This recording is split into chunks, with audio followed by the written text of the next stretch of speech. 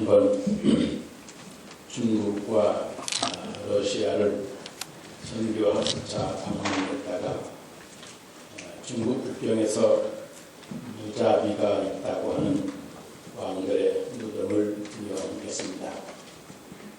그런데 가이드가 무자비라고 하는 비석들을 보여주면서 재미있는 설명을 해주었습니다.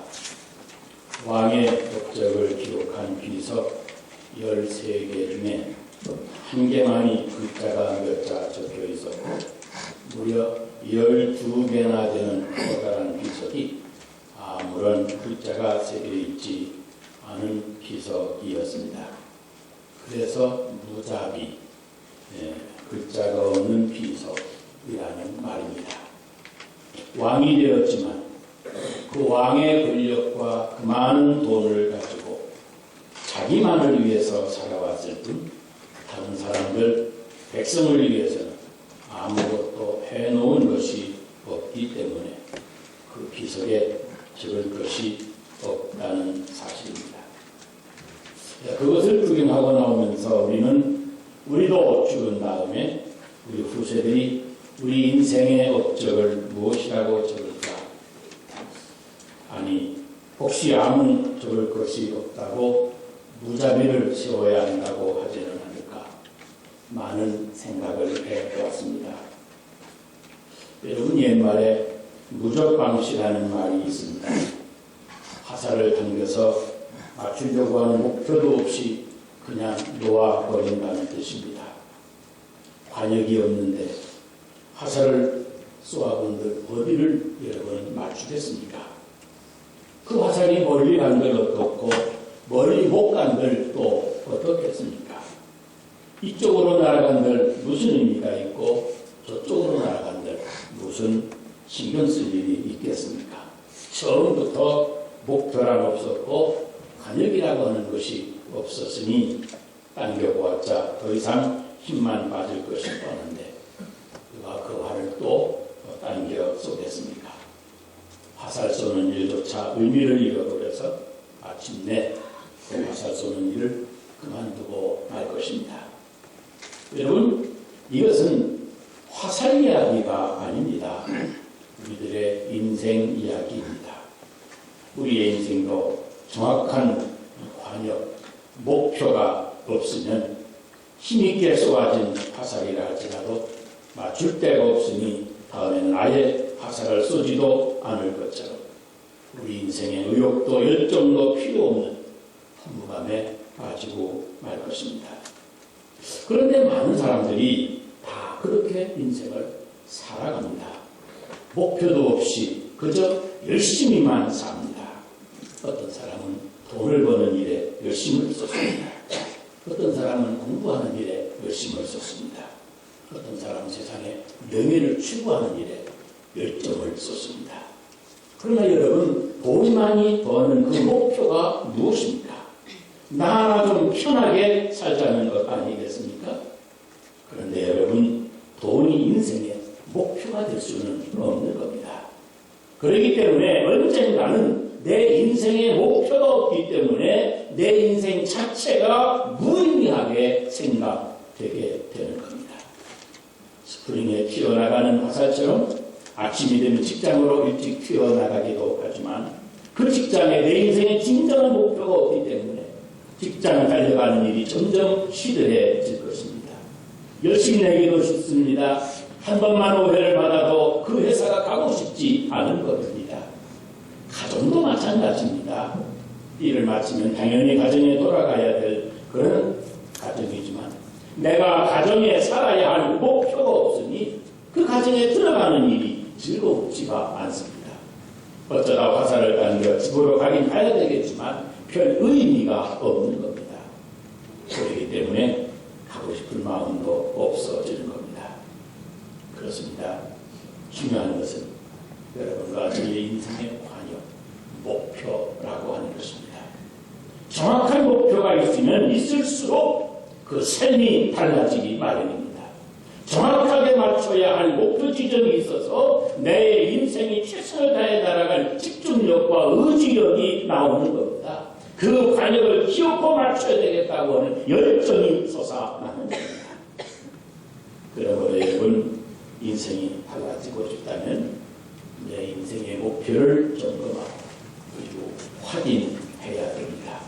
내 삶이 바꾸어지고 싶다면 여러분이 맞춰야 될 목표가 분명해야 됩니다. 이것을 우리는 그래서 사명이라고 합니다. 이 사명에 눈을 떠야 내 인생이 화살이 되어 날아갈 때에도 힘차게 나아가고 어떤 어려움도 인내할 수가 있는 겁니다. 그 목표를 향하여 끊임없이 달려나가는 겁니다. 목표를 향해서 폭탄을 싣고 따라가는 미사일처럼 그렇게 점점 더 우리의 인생이 그 목표를 향하여 열심을 내고 내 삶의 의미가 있어지고 그것에 내 모든 열정을 쏟아붓게 되어지는 겁니다. 오늘 본문 말씀이 바로 베드로의 변화 과정을 우리에게 보여줍니다. 베드로가 바꾸어지는 그 비점, 언제 그가 삶을 다르게 살아보겠다고 했는가 하는 것을 보여줍니다. 우선 여기 10절 말씀을 보면 세베대의 아들로서 시몬의 동역자인 야고보와 요한도 놀랐습니다. 예수께서 시몬에게 일러 가라사대 무서워 말라 이제 후로는 내가 사람을 취하리라 그랬습니다. 인생이 달라지려면 여러분 사명 목표가 있어야 되는데 그 목표가 바로 사람을 취하는 것임을 예수님이 가르쳐 주셨습니다. 베드로가 변화되는 그 과정에 있어서 그 목표가 다시 발견되어지도록 해주셨는데 사람을 취하는 것이라고 다시 규정해 주신 것입니다. 여기에 사람을 취한다고 하는 것은 생명을 전해준다, 생명을 나누어 준다는 말입니다. 우리가 인생을 살아가는 동안 내 자신만을 위해서 열심히 살고 돈을 모으고 열심히 뛰는 것이 아니라 다른 사람을 생명 되신 예수 그리스도에게 불러오기 위해서 그런 내 인생의 목표를 설정할 때 진정한 삶의 의미가 생기고 내 삶에 놀라운 변화가 온다고 하는 겁니다. 자신만을 위해서 돈 버는 것은 여러분 모든 사람이 다 그렇게 살아갑니다. 자기만을 위해서 돈 벌고 삽니다. 좀 더 좋은 적을 살기 위해서 일하고 자기 자식들을 잘되게 하려고 살아갑니다. 그런데 그런 것 가지고는 자기 인생이 정작 달라지지가 않는다는 말입니다. 변화된 인생이 되려면 사람의 생명을 예수 그리스도에게 인도해 드리려고 하는 그 사람, 다시 말하면 다른 사람을 살리려고 내 마음에 작정한 그런 사람 외에는 절대로 자기의 인생의 풍지를 바꾸지 못한다는 겁니다. 우리나라에 독도 사랑의 앞장을 선 가수가 한 분이 있습니다.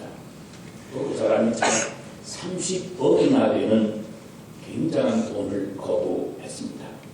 신문에 김장훈 30억 기부라고 하는 커다란 기사가 나왔었습니다. 이분이 41살밖에 되지 않았을 때 지나가는 9년 동안 30억을 벌어 30억을 기부했다는 겁니다. 세계 보육원 아이들이 초등학교 때부터 대학교까지 다닌 학비를 모두 다 대주었습니다. 벌기도 어려운 돈인데 그 30억을 그 아이들을 위해서 다 기부했다는 겁니다. 기자가 그에게 물었습니다. 당신 진짜 그 돈 주기 쉽지 않았죠? 그랬더니 그가 이렇게 대답을 합니다. 저는 나만을 위해서 사는 것이 내 인생의 목적은 아니라고 생각합니다. 돈 벌기 위해서 내가 밤무대에 나가고 내가 돈 벌기 위해서 또 무대에 설치해야 하고 나 자신만을 위해서 또 노래를 부른다면 그런 내 인생이 얼마나 비참해지겠습니까? 그것은 내 인생의 목적이 아닌 것 같더라면서 자기 자신의 이야기를 기자에게 들려주었습니다. 그가 어릴 때 아버지가 세상을 떠났습니다. 그 어머니가 혹시라도 아버지 없이 다른 자식이라고 하는 소리를 들을까 봐서 아이들을 아주 엄하게 키웠다는 거예요. 너무도 엄한 어머니 밑에서 자라다 보니까 어머니에 대한 반발심이 아주 심해지고 또 몸이 아파서 한 3년 동안을 병원 신세를 짓다가 나중에 학교에 복학을 했는데 학교 생활도 적응하기가 어려웠다고 하는 겁니다. 결국은 가출을 하고 자살까지 시도했다고 합니다. 여러분, 가정도 학교 생활도 적응하지 못했고 세상을 나가본들 어디 쉽고 수 있겠습니까? 막막하기만 하더랍니다. 그런 중에 여러분의 도움으로 예수를 믿고 알게 돼서 그 믿음으로 살게 되었는데, 그 사람 생각에 예수가 나를 살려주었는데 나도 인생을 살리는 사람이 되어야지 하는 생각이 들더랍니다. 그 신앙, 그 믿음 안에서 인생의 목표, 사명을 새롭게 발견하게 될 것입니다. 그래서 자기가 번 돈을 남을 살리는 데 써야 되겠다 생각을 하고, 아이들, 버려진 아이들, 부모 없이 살아가는 보육원 아이들에게 아버지가 되어 살기로 결심했다는 겁니다. 그래서 새해가 밝아오면 한복을 입고 그 보육원을 찾아가서 세뱃돈을 나누어 주면서 그들에게 아버지 역할을 한다고 하는 겁니다. 그러다 보니까 무의미했던 내 인생이 뜻밖의 부유하게 느껴지더라는 겁니다.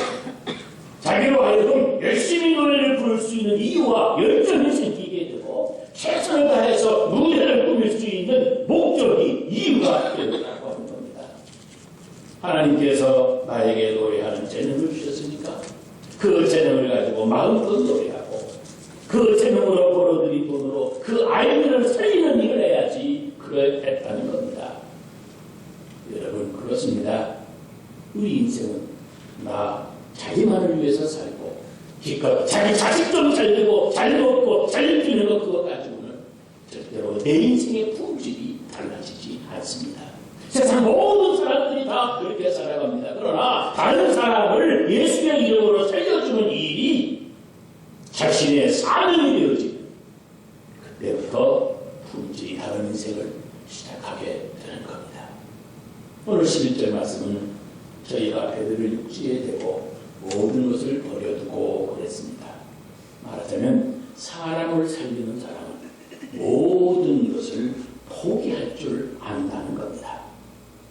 그런데 우리는 전부 다 쥐고 살려고 하고 조금이라도 더 움켜쥐어야 된다고 생각을 합니다. 내가 움켜쥐고 있어야 사람들에게 인정받고 좀 더 많은 것을 가지고 있어야 사람들이 나에게 굽실 것이라고 생각을 합니다. 그래서 조금 더 점점 더 움켜쥐려고 하는 겁니다. 그런데 오늘 성경은 사명에 붙들린 사람 손을 놓는다고 말씀하는 겁니다. 그 옛날 가출했을 때 정말 그도 막막하다는 이야기를 종종 말합니다. 가출하고 나니까 정말 갈 곳이 없더라는 겁니다. 그런데 그 순간에 누구를 만나느냐가 참 중요하다고 하는 생각이 번쩍 들더랍니다. 방황을 하다가 어디에서 누구에게 하룻밤을 자게 되면 그 자리가 만일 타락에 들려면 평생 그 자리에서 함께 타락하게 되지 않겠습니까? 다행히 자기는 예수님을 만나 예수 믿는 크리스천으로 인생을 가장 보람있게 사람에게 살게 되었다 생각하니 너무도 감사하다는 겁니다. 그날 밤에 내가 어디에서 누구와 함께 자느냐에 따라서 그 인생이 180도 그렇게 바꿔줄 수 있다고 하는 사실을 생각을 하니 그렇게 어려울 때 만나주는 사람, 그 사람이 얼마나 그 사람에게 중요한지가 보이다 합니다. 동시에 지금 부모 없이 버려진 보육원 아이들, 그들에게 누군가 손 내밀고 잡아주기만 하면 그 아이들이 새로운 인생길을 걸을 수 있을 텐데 하는 그 사명감이 생기더라는 겁니다. 그래서 그는 30억이 아니라 그가 벌어들이는 모든 돈을 그렇게 쓴다고 하는 겁니다. 그래서 지금도 그는 자기 어머니와 함께 버스 하나를 사서 거리를 사용하는 가출 청소년, 소년, 소녀들을 데려다가 재워주고, 먹여주고, 상담해주고, 그리고 예수 믿고 하나님이 함께 주시는 인생을 살도록 그들을 바른 길로 인도해주고 있는 겁니다. 사명이 생기니까, 사명감이 충만해지니까 다른 거 버리는 게 문제가 안 되는 겁니다. 사명이 없으니까 못 버리는 것이고 사명이 없으니까 아까워 죽겠는 겁니다. 그분도 한때는 겨우 이것을 위해서 내가 반무대를 뛰어야 되나 하는 생각과 함께 자기 인생이 아주 허탈해지면서 노래하는 생활 그 자체와 의미가 열정이 그만 사라지고 말더라는 겁니다. 그러나 사명 없이 인생을 살면 내가 나 하나만을 위해서 또 직장을 가야 되나? 내가 이돈 벌기 위해서 이런 일을 또 해야 되나? 언젠가는 인생이 지루해지고 허탈해지기 마련인 겁니다. 여러분, 정말 예수 이름으로 할 수 있는 그 일에 목숨을 걸면 내가 가지고 있는 것 다 내려놓아도 문제가 되지를 않는 겁니다. 그 귀한 일을 끊임없이 할 수 있는 비결이 바로 그 일에 내가 사명감으로 느끼느냐 아니냐 하는 데 달려 있습니다. 우리 예수 믿는 사람이 사명에 뜨거워지면, 사람을 살리는 사명에 뜨거워지면 내려놓는 것 부담이 되지 않습니다. 여러분, 예수 믿었으면 이제 모든 세속적 욕망을 과감하게 우리가 내려놓고 나 하나만 편안하고 내 자식 잘되기만을 위하는 이기적인 생각을 좀 버려두고 다른 사람을 위해서, 아니 다음 세대를 위해서까지 우리 인생에 남아있는 열정을 쏟아 무엇인가 예수 이름으로 남겨놓을 수 있는 우리 인생의 작품을, 우리 마지막 사명을 발견해야 하지 않겠습니까? 저는 우리 안디옥의 식구들이 자기만을 위해서, 고작 자기 자식들만을 위해서 살고 자기 자식 잘 되는 것에 대한 자부심만으로 그것으로 인생을 만족해하지 말기를 바랍니다. 오늘 이 아침 다른 사람들을, 더 나아가 다음 세대 사람들까지 많은 사람들을 생명 되신 예수님 앞으로 인도할 수 있는 가장 가치 있고 보람 있는 일을 찾아서 내 인생에 남아있는 열정을 쏟을 수 있도록 우리 성령님께서 여러분 심령에 역사해 주시기를 주의 이름으로 축원합니다. 오늘 말씀 마지막에 저희가 베드로의 육지에 대고 모든 것을 버려두고 예수를 따르느니라 그랬습니다. 여러분, 내 인생이 계속 달라지려면 예수 그분을 따라가야 한다고 하는 겁니다. 예수님만 바라보아야 됩니다. 여기에 따른다라고 하는 단어는 그와 함께 가는 길에 서 있다라고 하는 뜻입니다. 예수님과 같은 길 위에 함께 있는 겁니다. 다른 길로 가면 안 됩니다. 예수님 그 길에 가면 나도 한번 그 길에 서 있어 보는 것입니다. 예수님 그분을 바라보아야 하는 그 일을 계속할 수 있는 겁니다. 그러나 다른 거 바라보면 한참 가다가도 하기가 싫어지는 겁니다. 사명에서 멀어지는 겁니다. 관행에서 내가 벗어나게 되는 겁니다. 그러므로 중요한 것은 끝까지 그 위를 붙잡고 살아가는 겁니다. 그래야 내 삶이 점점 강력한 힘이 생기고, 그래야 할 수 있는 더 거대한 것이라도 내려놓을 수가 있는 겁니다. 아무리 엄청난 일이 있어도 그것 때문에 내 눈이 어두워져 판단력이 흐려지지 않을 수가 있습니다. 혹시 양영자 선교사님에 대해서 들어보셨습니까? 우리 한국의 여자 탁구 올림픽 금메달리스트였던 그분이 지금은 저 몽골이라고 하는 나라에서 선교사를 활약을 하고 있습니다. 그분의 가정을 들으셨는지 모르지만 한때는 몸이 나빠서 도저히 운동을 계속할 수가 없었고, 심지어 그것 때문에 우울증이 와서 약물 치료를 받기도 했었답니다. 그런데 그분이 그때를 회상하면서 이런 이야기를 합니다. 탁구라켓을 손에 쥐고 내가 언젠가는 세계 정상에 서야 되겠다고 하는 생각을 한 하루도 들인 적이 없었다는 겁니다. 아무리 몸이 아플지라도 한 번도 그런 생각을 안 해본 날이 없다고 하는 겁니다. 아니, 아플수록 더 그 생각에만 집중했다고 하는 겁니다. 바로 그겁니다. 우리 성도들의 능력, 우리 인생길을 살아가면서 어떤 일이 있어도 내가 예수와 함께 살아가는 거기에서 나오는 겁니다. 여러분, 예수를 쫓아가면, 예수님을 따라가면, 예수님과 함께 인생을 걸어가면 그 사람의 인생은 날마다 새로워지고 날마다 새로운 능력을 공급받게 되어지는 겁니다. 그래서 그 힘으로 직장 가는 일이 즐거워지는 겁니다. 그 힘으로 가정에 돌아오는 발걸음이 즐거워지는 겁니다. 주일날주에 몸된 교회 찾아 나오는 발걸음은 더욱더 기다려지는 겁니다. 여러분, 나만을 위해서 그래봐야 무슨 기쁨이 되겠습니까? 잠시입니다. 그러나 예수 이름으로 할 만한 가치 있는 일을 목표로 삼고 예수님만 따르는 일에 여러분의 인생을 걸면 여러분은 날마다 새롭게 변화하는 그런 인생 인생을 살아가면서 예수님과 함께 기뻐하고 예수님과 함께 할 수 있는 일, 그 일을 사명으로 삼고 살아갈 때 그 사람은 날마다 새로운 능력을 발휘하며 살아가는 것입니다. 그런데 인생을 이 사명을 따라 사는 사람이 있고 사명도 없이 그냥 사는 사람도 있습니다. 사실 그럭저럭 살아도 됩니다. 그렇다고 누구 하나 뭐라고 하지 않습니다.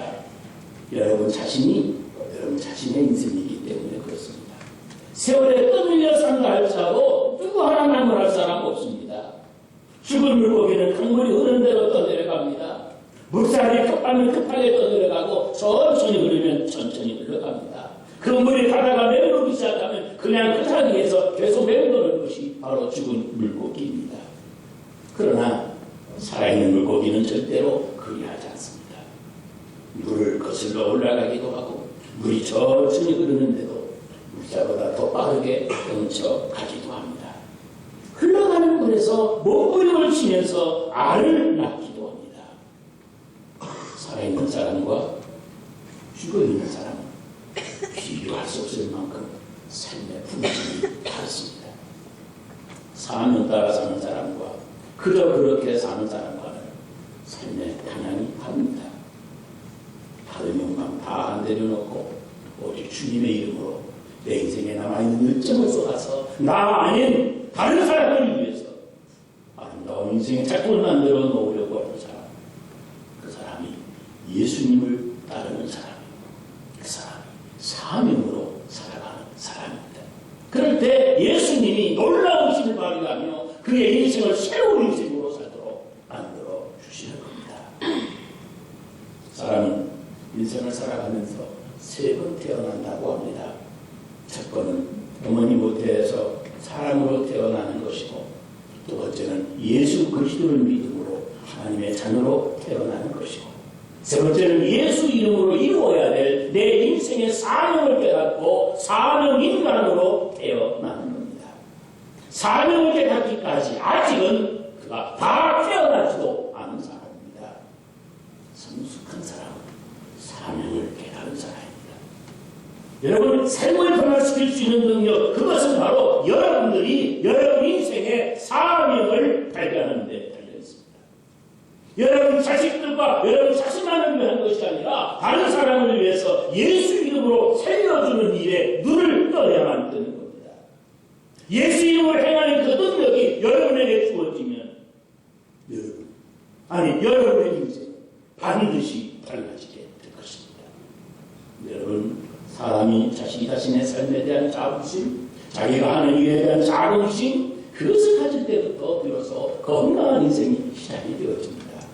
세속적인 사람은 많이 소유하는 것, 그때 자부심과 자긍심을 느낀다고 합니다. 우리 예수 믿는 사람은 다른 사람을 위해서 나를 내려놓을 때 느끼게 됩니다. 받는 자보다 주는 자가 복이 있다고 그랬는데 과감히 자기를 내려놓습니다. 정말 나 자신과 내 자식만을 위하지 않고 자신의 마음을 비우고 다른 사람들을 위해서, 아니 우리 다음 세대까지를 위해서. 그래서 예수 이름으로 나를 내어줄 수 있는 일을 사명감으로 느끼고 그걸 깨달아서 우리들의 남은 인생의 열정을 얻을 수 있어야 됩니다. 그래서 예수 이름으로 이 땅에 남겨놓을 수 있는 우리 인생의 작품이 만들어지는 것 아니겠습니까? 오늘 우리 안벽의 모든 식구들도 남아있는 우리 인생의 한 절, 이런 변화의 축복을 향해서